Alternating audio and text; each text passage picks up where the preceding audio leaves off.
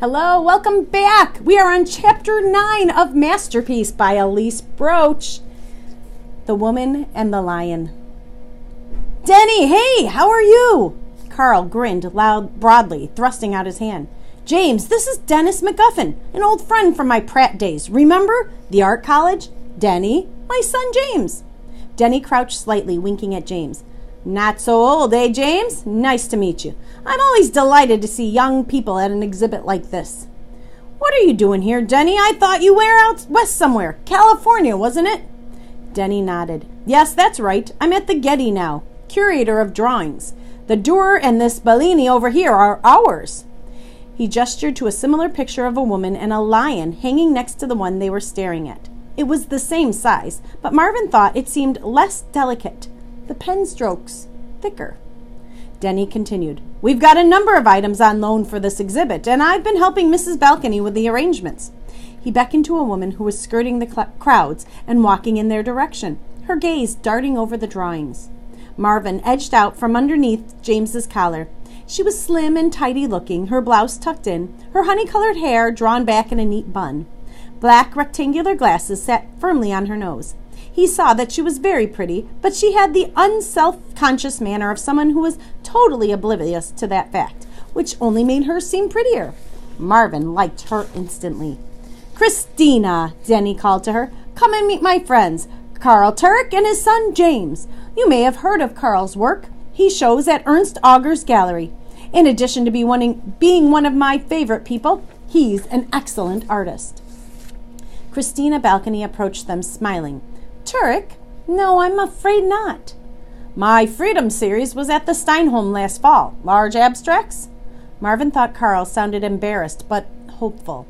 No, doesn't ring a bell. Or maybe you saw some of my work at the Whitney Biennial. Christina shook her head. But anything less than 400 years old is quite beyond my area of expertise. Expertise or interest? Carl asked, and Marvin was surprised to hear a note of irritation in his voice. Well, both, I suppose, she said, laughing. I'm sorry. Please don't take my ignorance as any sort of verdict on your work. I'm stuck in the late 1400s. Germany, Italy, Holland. Stuck in the late 1400s, the time of this drawings. Marvin couldn't even imagine how long ago that was. Impossibly ancient in Beatle terms. Christina took Carl's extended hand and gave James a wide smile. Do you like these? James nodded shyly. We do, Carl said, very much, especially the Dürers. Yes, they're lovely. He's our favorite, isn't he, Denny? Wherever one of his comes up for sale, we are always fighting over it. Extraordinary attention to detail and a flawless touch. You can really see it here compared to the Bellini. She turned to James. Same image, different artist. Which do you like better? James looked up at her. That one, he almost whispered, pointing to the Dürer. Me too, thought Marvin. The Bellini was prettier in its way, but Marvin preferred the crisp, certain lines of the Dürer. Why? Christina asked encouragingly, but James bit his lip, too shy to answer. Giovanni Bellini was a great Italian artist, she said. Dürer called him the best painter of them all. But he's certainly not as admired as Dürer, Carl pointed out. Well, at the time he was. Now he's often overlooked in favor of all the big names. Michelangelo, Leonardo, Rembrandt. Christina studied the two pictures, smiling faintly. Dürer went to Venice to learn from Bellini, but look how different the pictures are. The best teachers are like that. They don't teach you how to do things exactly the way they do. They teach you how to be your best self. She pointed at the Bellini drawing. This one is gentle, all the curves and shadings. The woman almost seems to be playing with the lion. Marvin could see what she meant. There was nothing particularly threatening about either the girl or the lion, even though the drawing was called Fortitude. Now look at the Dürer, Christina said. He tries to capture Bellini's ideal of Italian beauty, but he can't do it. Dürer's girl is a German peasant, a real person. Look at her shoulders. They're as massive as the lion's. It will be a fight to the finish for sure. Denny laughed. And my money's on the girl. James nodded. Half hidden beneath his collar, Marvin did too. James likes to draw, Carl interjected. That's why we're here, actually. I gave him a pen and ink set for his birthday, and, well, Look what he came up with." He held out the drawing for them to see, grinning. "I still can't believe he did this."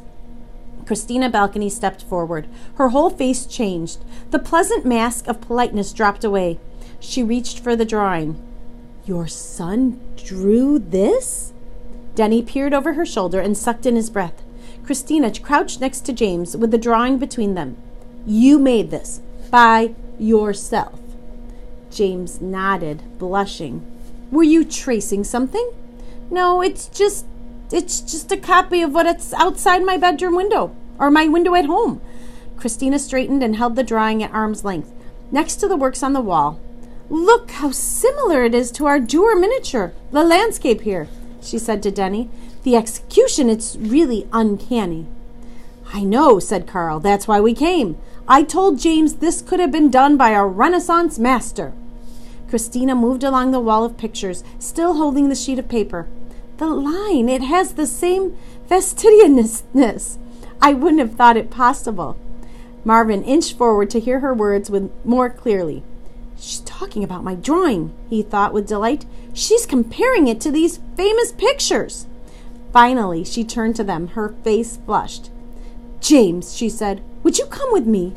I want to show you something."